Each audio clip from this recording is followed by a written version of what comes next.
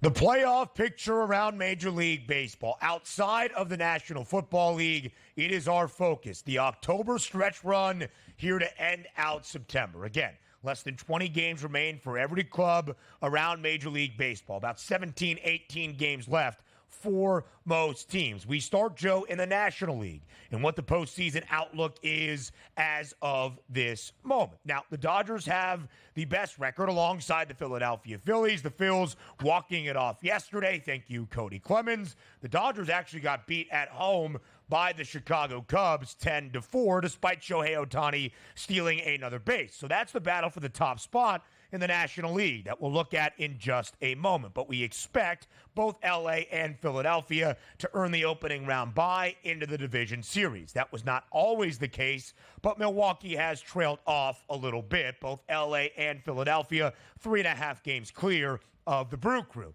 The most compelling component, though, of the National League playoff picture, not the division races where every divisional leader is up substantially. It's that wild card chase. The Padres and the D-backs in front, and now the Mets, a full game up on the Atlanta Braves for that third and final spot. But the Mets not all that far behind either San Diego or Arizona. The three teams that occupy the three wild card positions at this moment, Ranieri, separated all by just a game and a half.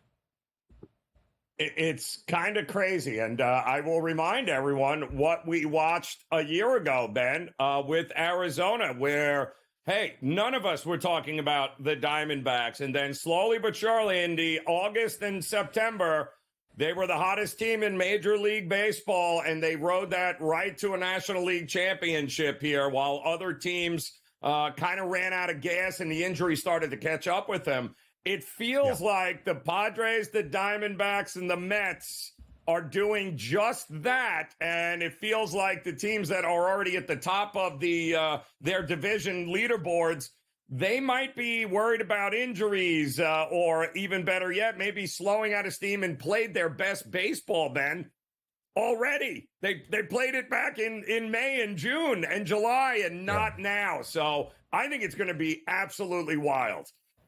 So what's really fascinating, the Padres and the Diamondbacks, by far the two hottest teams following the All-Star break. Up until August 25th, Arizona was 26-8 from the All-Star break in August. Up until August 27th, the Padres were 26-9 since the All-Star break back in Arlington. Now, they've cooled off just a little bit, at least by those relative standards. The Padres, in their last 11 games, are 5-6. Oh, man, they're a game below 500. In the last 11 games for Arizona, they're 4-7. Again, they are going to be playoff teams more than likely.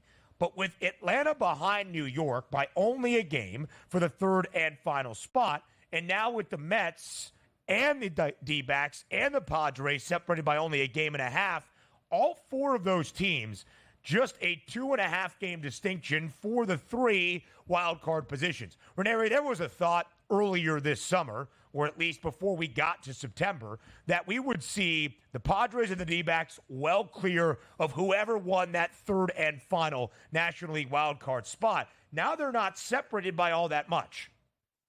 Yeah, it's coin flip down the stretch, isn't it here? But as good as you mentioned it, after the All-Star break, the Padres and Arizona have been, the Mets team might just have them beat by the time we get to the end of the regular season. I don't particularly think it's going to be close. I think the Mets could very well, the way the schedule lines up.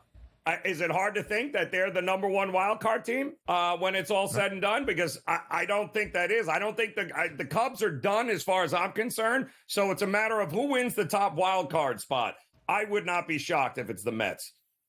Yeah, the Cubbies still 5 games back of New York for what would be that third and final spot. All of the division prices around the National League are off the FanDuel Sportsbook because of the substantial advantages the Dodgers, the Brewers, and the Phillies have. You mentioned the Braves, who have made the postseason every year since 2017 in MLB. Every year has been via winning the National League East. More than likely, their 6-season streak of winning the division comes to a close. What is really interesting as well is the top spot in the National League. The Dodgers a minus 220 favorite, despite having the same exact record as the Phillies right now. But in the season series, 6 matchups between these two teams, it was all Philadelphia. They won 5 of 6. The tiebreaker could lead to home field advantage throughout the NL playoff picture. More around the American League comes your way next here on the Early Line.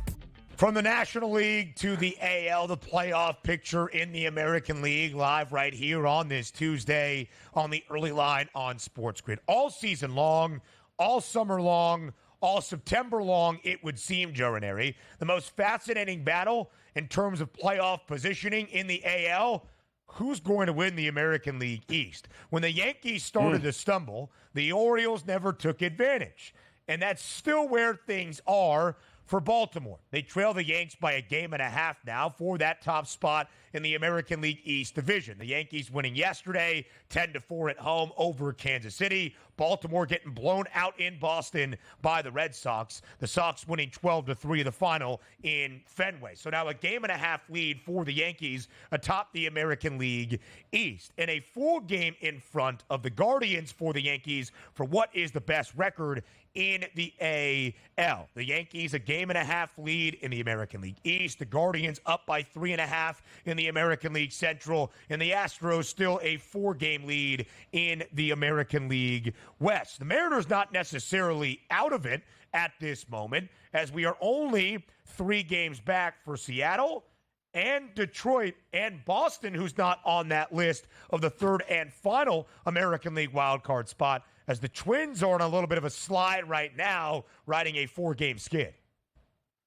Yeah, and this is going to be kind of the best of the rest, right? I mean, the Guardians had such a great first half, Ben, and we've seen teams do this before where they've had Philadelphia did it in the National League here. They had such successful first halves, took advantage of easy schedules, and they're kind of riding that to the end. The Guardians have not been good since the All-Star break either here, but you mentioned it. The Twins didn't start great. They seem to have figured it out, but injuries continue to be a concern there. The Royals, quite honestly, have been the most consistent team of any of them in that division, which is kind of laughable. I think Baltimore, 2 things have happened. The injuries with the pitching staff, and they have somewhere along the line morphed into a home run or bust type team that never wins in the postseason. And I think that very young, very inexperienced, Baltimore is going to be around over the next couple of years, like it or not.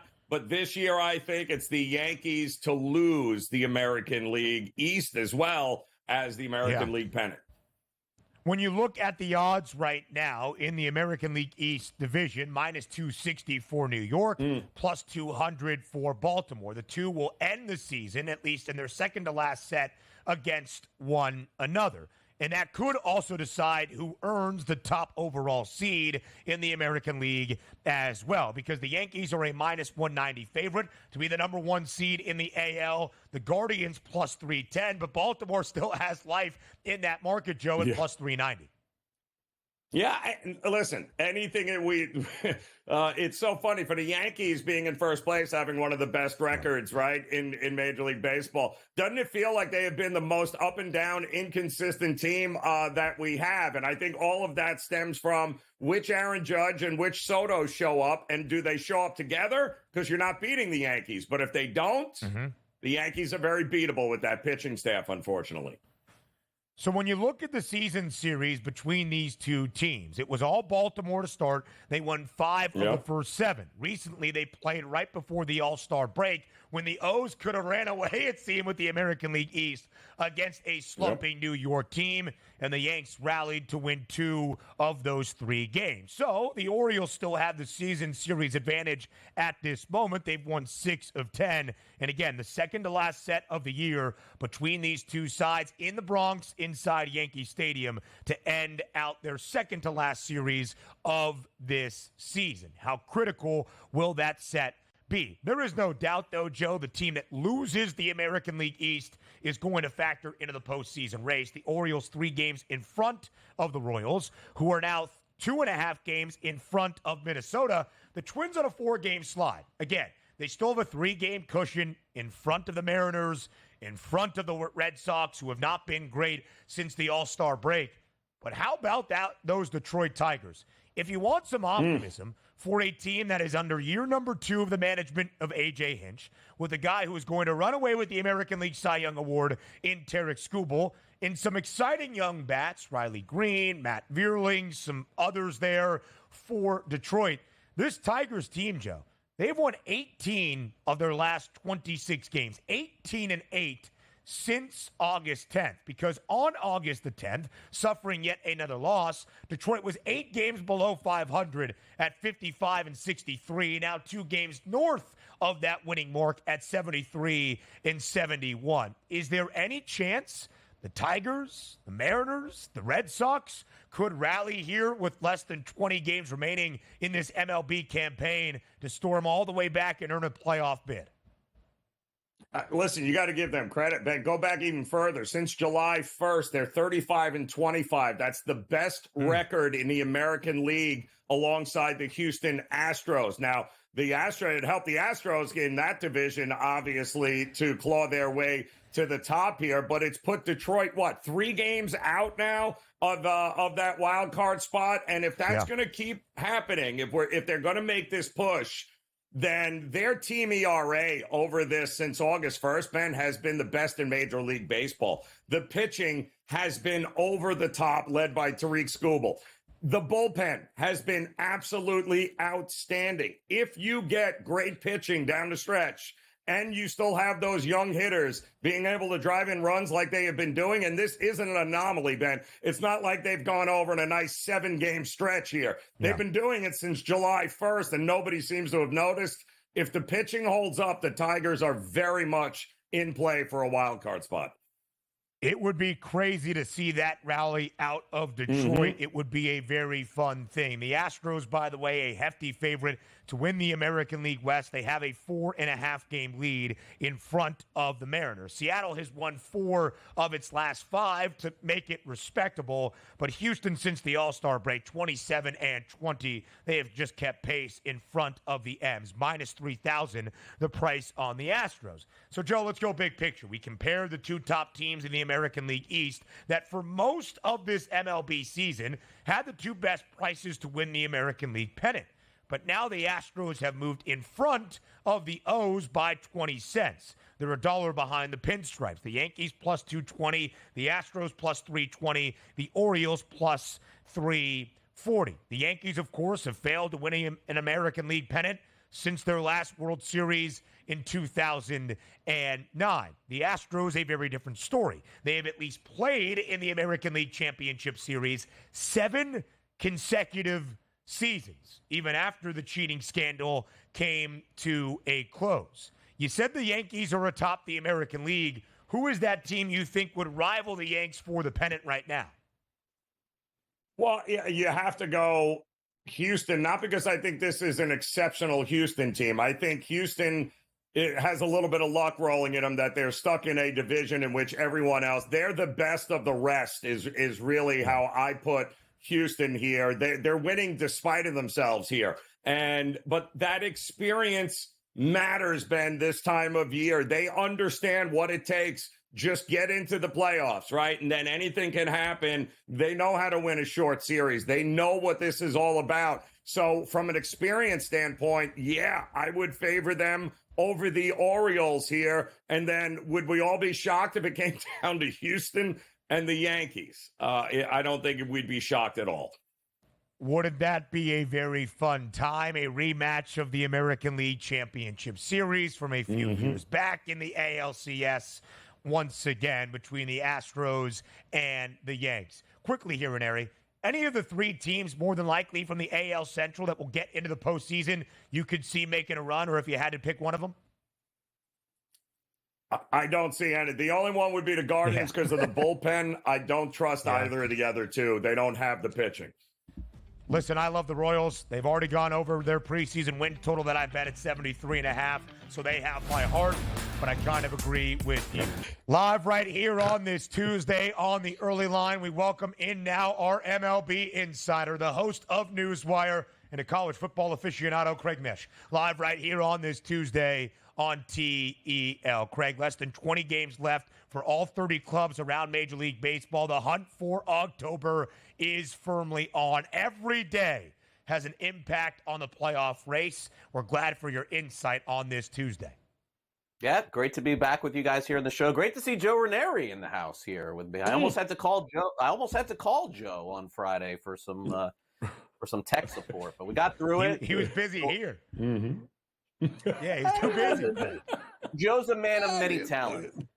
Right. You know that Joe has an AI Joe too. He works for like 8 jobs. That's right. Does different things. Yeah, he does. True. Listen, that's correct. Joe Ranieri don't stop. That's for sure. One of the hardest working men at the SportsGrid. That is for sure. But Craig, as we go all around MLB today, as we often do, I think this is Ranieri's first time seeing this lovely animation. It's time for Daily Basis. Yes. Missed opportunity to put Lisi's voice in there and really spook Ranieri and have him ask what the heck is going on. But maybe we'll do that next week or Thursday. Or no, Friday. Craig's not here on Friday. All right, maybe next week on next Tuesday as well. We'll talk to you tomorrow, Craig. All right, so let's start with Craig's favorite topic each and every day to lead off a Major League Baseball discussion, and that's the New York Yankees. A 10-4 win yesterday up in the Bronx over the Royals. Jason Dominguez gets the call up, the top prospect for the Pinstripes. 1 for 4 at the dish. He scores a run. Austin Wells records 4 RBIs. And the Yankees, Craig, now have a game-and-a-half advantage in the American League East. What do you make of the Yankees, the call-up of Dominguez, and where this roster feels right now entering the end of September? I know we're not going to remember this next year, but this is a friendly reminder. When the Yankees lose 3 games in a row in May, June, or July, the sky is not falling. They may end up having the best record. I mean, really, the overreaction that I see every day for the Yankees. There's no team like this in baseball. But, last night, great win for them. I thought they did a good job getting through the first 5 innings, did Kansas City, but their bullpen really gave it up, and Tyler Wells has been really good. I mean, how many catchers are batting 4th or 5th in any lineup in baseball? Wells has done a really nice job for them. So, the Yankees are headed toward the playoffs. The Orioles have fallen back a little bit, and so barring a disaster from New York, and really where would that come from? Maybe only their bullpen in the 9th inning. Beyond that, the Yankees look like they've got a stranglehold for now on the division, and I still think Kansas City's got a great shot to make it too. But great to see 2 teams that could play each other in the postseason this week.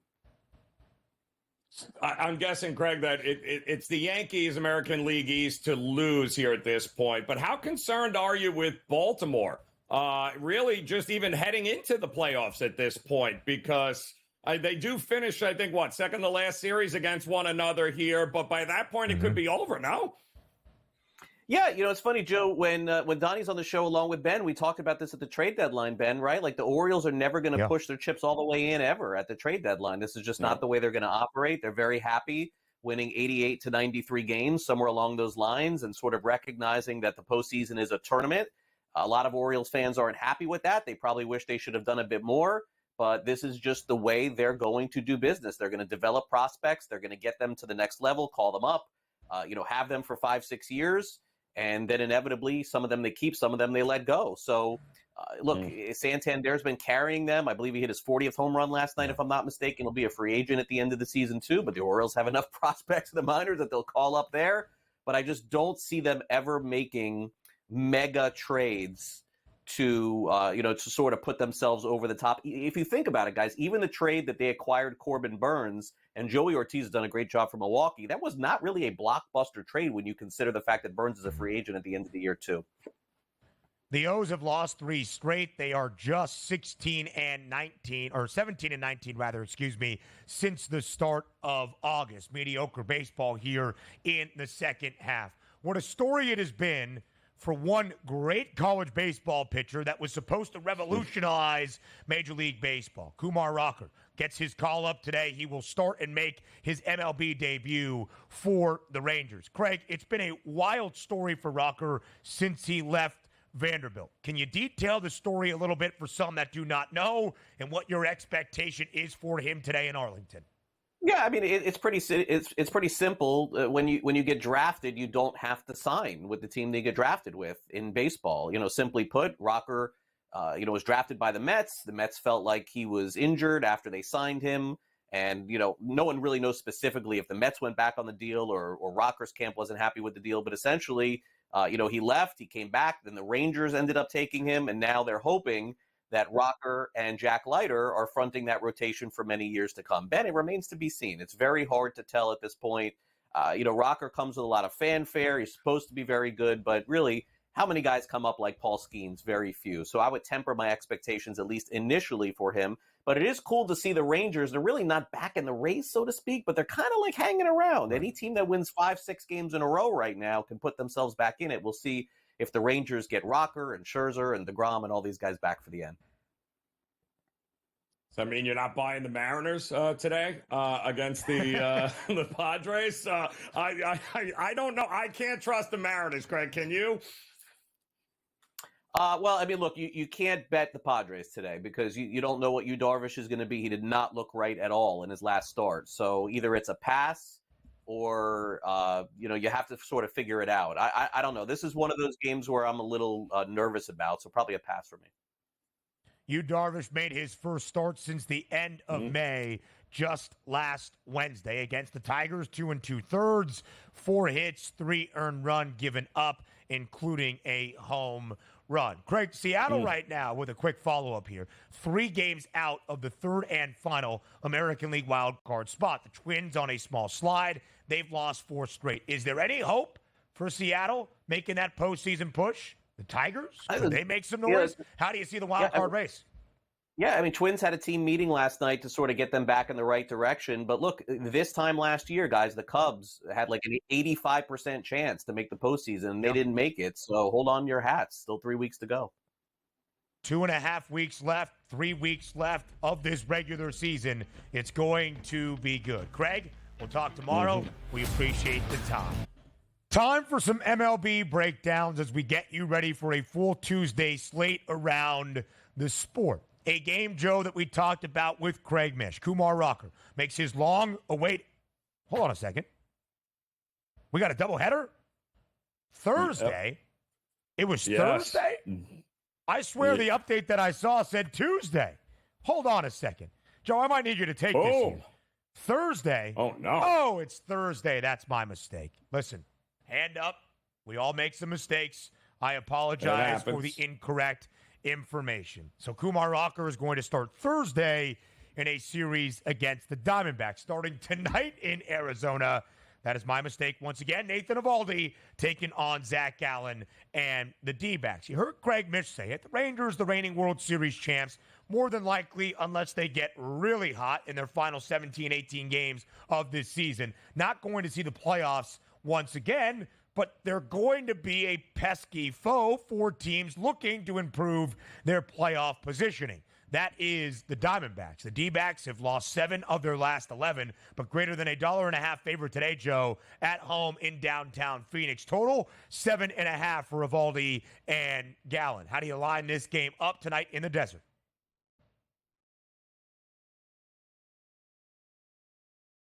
Oh, I think we got some technical difficulties there. I asked him to take it over for Kumar Rocker when I made my mistake, and they had some technical difficulties in Florida as well. So, again, the Diamondbacks struggling just a little bit here. They've lost 7 of the last 11. Joe, you were so offended by me messing up the debut in Major League Baseball for Kumar Rocker. You needed a beat. I get it. Understandable. Well, the problem was I bet him, and he's not even pitching tonight. That's the problem. So now I'm trying to get rid of that bet here, Ben. We're on. Gotcha. Just get it done. But no, I would only look at the Arizona side in this one here. Gallen at home, obviously issues when he's on the road. And Eovaldi starting to see a few more barrels than he did early on in the season here. I do think Arizona at home, definitely the team that I would look here, because that's a pretty decent price with your ace on the mound. when they had lost their last two games for the Rangers against the Guardians just about a week and a half ago, they were 11 games below 500, 60 and 71. Almost inconceivable for a reigning World Series champ. They've won 10 of their last 13 from that point in 5 of their last 6. The Rangers playing better baseball at this moment, won 3 of 4 against the Angels over the weekend. Again, Arizona still a lead over the Mets. 1 game in front of New York for that second of 3 National League wildcard spots. But it is getting a little bit tighter where we just gave it to San Diego and Arizona and said we'll figure out that third and final National League wildcard spot. The Rangers still 6 games out of wildcard contention and 7.5 behind the Astros atop the American League West. Do the Mariners have some life? They're 3 games back of the wildcard chase. They're 4.5 back of the Astros, probably a wild card, more likely at this moment. Seattle at home tonight. Total is 7 as they host San Diego.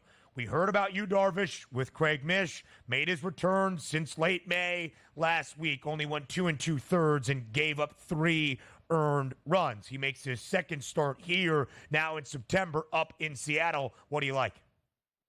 They've won, 4 of their last 5, Seattle. I think they've even managed somehow to score in double digits in a couple of those wins there, especially against the Cardinals there on Sunday here. But Edgar Martinez is their new hitting coach, and all of the reports and all the quotes coming out of the locker room, Ben, is they love him.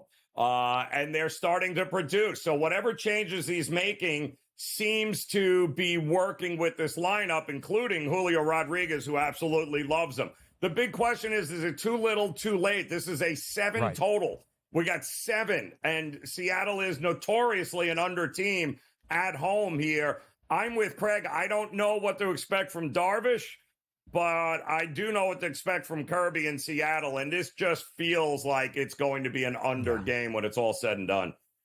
Maybe Yu Darvish knocked off the rust and he's feeling better entering this second start in September. You are correct, Joe. 4 of the last 5 victories for Seattle in all 4 wins, at least 6 runs. Double digits twice, 16 against Oakland last week, 10 in the finale in St. Louis on Sunday under the arch. The Mets are the hottest team in baseball. New York has won 10 of its last 11. And because of that, the Amazons now have a game advantage over Atlanta for the third and final National League wildcard spot. Will the winning ways continue for a second straight day in Toronto? The Mets are booked as a minus 130 road money line favorite.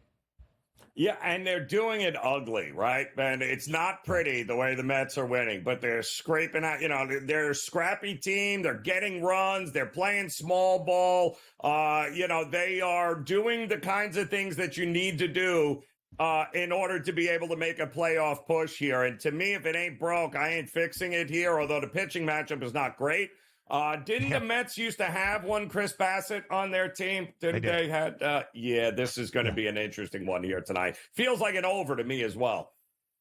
Total is 8 up in the 6. To your point of scratching runs across, it was Tyrone Taylor and Eddie Alvarez who scored the 2-game tying and then go-ahead runs for New York last night in the 8th in Toronto. Tyrone Taylor scored on a wild pitch and Eddie Alvarez on a passed ball. Unreal. So we go from the Mets, who now have that game lead over Atlanta. The Braves played Cincy yesterday. It was a makeup from the end of July. They were blanked. They only got 2 hits. Will there be more offense tonight in the nation's capital against the Nationals? Mackenzie Gore, Reynaldo Lopez. Total is 8. What's the play here, Joe? Oh, the play is absolutely give me the home dog here in Washington plus a 1.5. I will take the 1.5 here. No way do I trust Atlanta's bats here. I do like Mackenzie Gore, and I do think they're going to be scrappy, and they are going to have their hands full here, Atlanta, with this Nats team playing spoiler. Again, the Braves trying to bounce back. They have not been bad since the start of September outside of a series loss to Philadelphia, but the Mets have just been that good.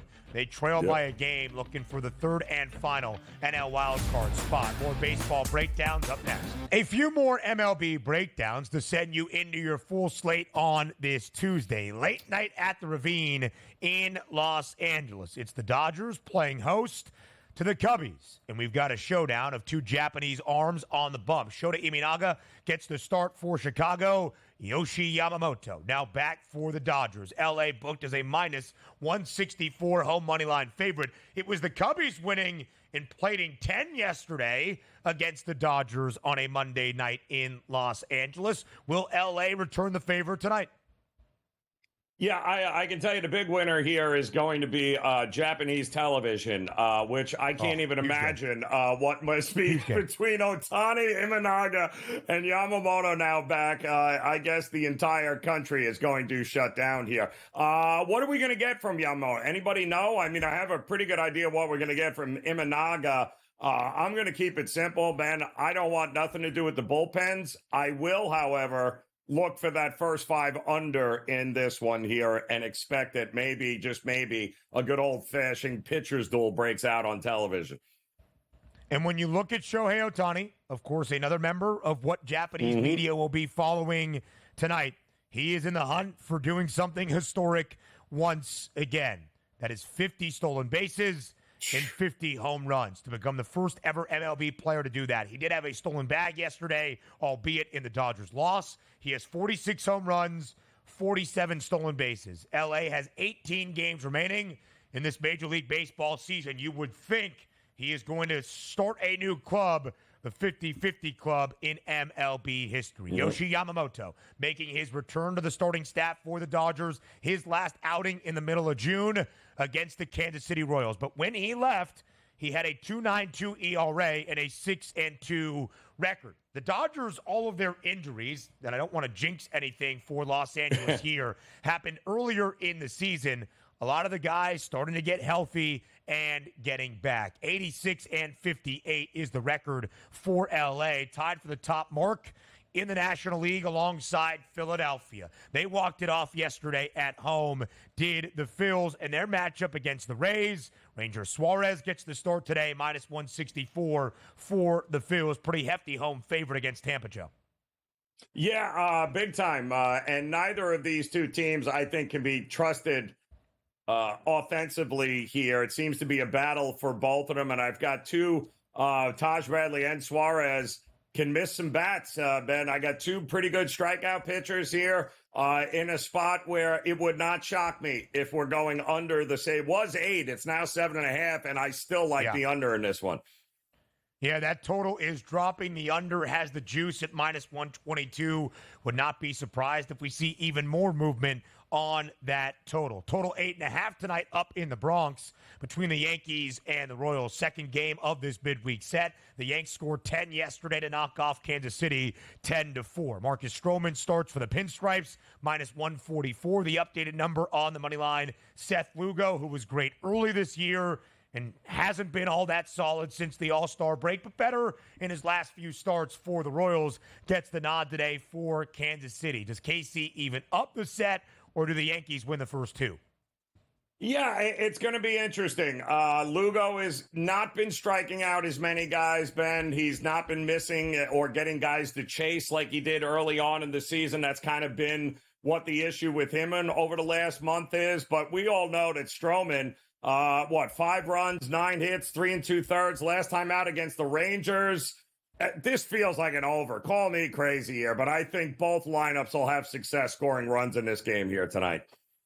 Yeah, it's been really interesting to see what Seth Lugo has done this year. He has earned a ton of decisions, hoping for better today against New York. KC entered this set on a 4-game win streak after losing 7 in a row. They have lost the first one. We'll see if the Yankees can win this game, putting themselves in position to sweep in the midweek set over Kansas City. New York snapped a 3-game series losing skid this weekend with a series victory in Wrigley. Led to callers last week questioning if Aaron Boone was the right guy for the job for New York, despite the fact the Yankees were still in contention for that number 1 overall seed. The Yankees have not swept anybody since the Phils at the end of July. Just one more game to show you. Total 9.5 tonight between the Red Sox and the O's. Boston hammered Baltimore yesterday, 12-3 in the opener of this midweek set. Joe Ranieri, always a pleasure, my friend. Great to have you here throughout football season on the early line. Joe here Tuesdays and Fridays as well. The early line returns tomorrow, 8 a.m. Eastern Time, live on a Wednesday on SportsGrid. We'll talk to you then.